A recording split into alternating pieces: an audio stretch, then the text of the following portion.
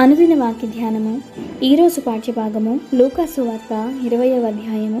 ఆ దినములలో ఒకడు ఆయన దేవాలయంలో ప్రజలకు బోధించుచు సువార్తను ప్రకటించుచున్నప్పుడు ప్రధాన యాజకులను శాస్త్రులను పెద్దలతో కూడా ఆయన మీదకి వచ్చి, నీవు ఏ అధికారము వలన ఈ కార్యములు చేయుచున్నావో ఈ అధికారము నీకెవడిచ్చెనో మాతో చెప్పుమని ఆయనను అడిగిరి.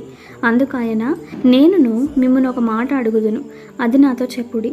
యోహాను ఇచ్చిన బాప్తిస్మము పరలోకము నుండి కలిగినదా మనుషుల నుండి కలిగినదా అని వారిని అడుగగా, వారు మనము పరలోకము నుండి కలిగినదని చెప్పినేడలా, అలాగైతే మీరెందుకు అతని నమ్మలేదని ఆయన మనలను అడుగును. మనుషుల వల్ల కలిగినదని చెప్పినేడలా ప్రజలందరూ మనలను రాళ్లతో కొట్టుదురు.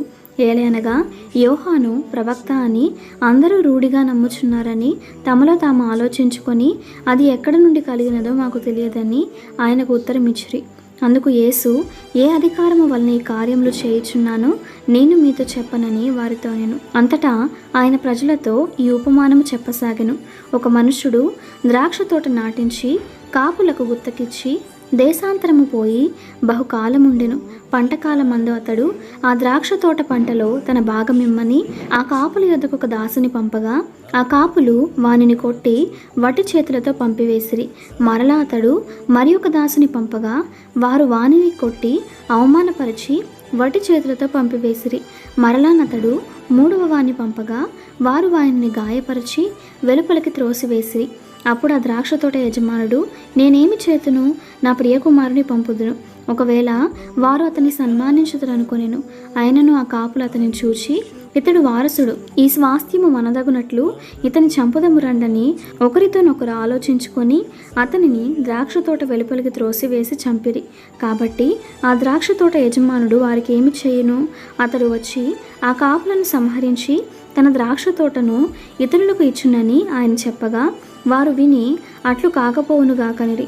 ఆయన వారిని చూచి, అలాగైతే ఇల్లు కట్టువారు నిషేధించిన రాయి మూలకు తలరాయి ఆయను అని రాయబడిన మాట ఏమిటి? ఈ రాతి మీద పడు ప్రతివాడును తునకలైపోవును గాని అది ఎవని మీద పడునో వానిని నలిచేయును. నేను ప్రధాన యాజకులను శాస్త్రులను తమను గూర్చి ఈ ఉపమానం ఆయన చెప్పినని గ్రహించి ఆ గడియలోనే ఆయనను బలాత్కారముగా పట్టుకున్న సమయము చూచిరి గాని జనులకు భయపడిరి. వారు ఆయనను కనిపెట్టుచు ఆధిపత్య వశమునకు అధికారమునకును ఆయనను అప్పగించుటకై ఆయన మాటలు యందు తప్పు పట్టవలనని తాము నీతిమంతులను అనిపించుకును వేగుల వారిని ఆయన యొద్దకు పంపిరి. వారు వచ్చి, బోధకుడా, నీవు న్యాయముగా మాట్లాడుచును బోధించుచును ఉన్నావు. నీవెవని యందును మోమాటము లేక సత్యముగానే దేవుని మార్గమును బోధించుచున్నావని ఎరుగుదుము. మనము కైసరునకు పన్ను ఇచ్చుట న్యాయమా కాదా అని ఆయన అడిగిరి. ఆయన వారి కుయుక్తిని గుర్తెరిగి, ఒక దేనారము నాకు చూపుడి, దీని మీది రూపమును పైవ్రాతయు ఎవనివని అడుగగా వారు కైసరువనిరి. అందుకు ఆయన, అలాగైతే కైసరువి కైసరునకును దేవునివి దేవునికిని చెల్లించుడని వారితో చెప్పెను. వారు ప్రజల ఎదుట ఈ మాటలో తప్పుపట్ట నేరక ఆయన ప్రత్యుత్తరమునకు ఆశ్చర్యపడి ఊరకుండిరి. పునరుద్ధానము లేదని చెప్పిడి సద్దుకయ్యులు కొందరు ఆయన యొద్దకు వచ్చి ఆయనను ఇట్లడిగిరి, బోధకుడా, భార్య బ్రతికి ఉండగా ఒకని సహోదరుడు సంతానం లేక చనిపోయినడలా అతని సహోదరుడు అతని భార్యను పెండ్లి చేసుకొని తన సహోదరునికి సంతానము కలుగు చేయవలనని మోషే మనకు రాసి ఇచ్చెను. 7 సహోదరులుండిరి. మొదటి వాడొక స్త్రీని పెండ్లి చేసుకొని సంతానము లేక చనిపోయాను. రెండవ వాడును మూడవ వాడును ఆమెను పెండ్లి చేసుకొనిరి. ఆ ప్రకారమే 7 ఆమెను పెండ్లాడి సంతానము లేకయే చనిపోయిరి. పిమ్మట ఆ స్త్రీయు చనిపోయెను. కాబట్టి పునరుద్ధానమందు ఆమె వారిలో ఎవనికి భార్యగా ఉండును? ఆ 7 ఆమె భార్యగా ఉండును కదా అనిరి.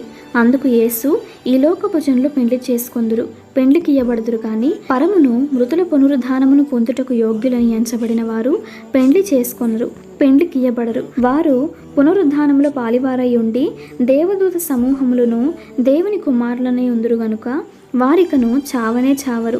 పొదను గురించిన భాగములో ప్రభువు అబ్రహాము దేవుడనియు ఇస్సాకు దేవుడనియు యాకోబు దేవుడని చెప్పుచు మృతులు లేతురని మోషే సూచించెను. ఆయన సజీవులకే దేవుడు కానీ మృతులకు దేవుడు కాడు. ఆయన దృష్టికి అందరినూ జీవించుచున్నారని వారికి ఉత్తరమిచ్చను. తరువాత వారాయనను మరేమియు అడుగు తెగింపలేదు గనుక శాస్త్రులలో కొందరు, బోధకుడా, నీవు యుక్తముగా చెప్పితివనిరి. ఆయన వారితో, క్రీస్తు దావీదు కుమారుడని జనులకు ఎలాగూ చెప్పుచున్నారు? నేను నీ శత్రువులను నీ పాదములకు పాదపీఠముగా ఉంచు వరకు నీవు నా కుడిపార్శ్వమున కూర్చుండుమని ప్రభువు నా ప్రభువుతో చెప్పెను అని కీర్తనల గ్రంథములో దావీదే చెప్పి ఉన్నాడు. దావీదు ఆయనను ప్రభువని చెప్పిన ఎడల ఆయన ఎలాగో అతనికి కుమారుడగునని చెప్పెను. ప్రజలందరూ వినుచుండగా ఆయన ఇట్లా, నేను శాస్త్రులను గూర్చి జాగ్రత్త పడుడి. వారు నిలువుటంగీలు ధరించుకొని తిరగగోరుచు సంత వీధులలో వందనములను, సమాజ మందిరములలో అగ్రపీఠములను, విందులలో అగ్రస్థానములను కోరుదురు. వారు విధవరాండ్ర ఇండ్లను దిగమ్రింగుచు మాయావేషముగా దీర్ఘ ప్రార్థనలు చేయుదురు. వారు మరి విశేషముగా శిక్ష పొందుదురని తన శిష్యులతో చెప్పెను. ఇంతటితో ఈ దిన పాఠ్యభాగము సమాప్తము.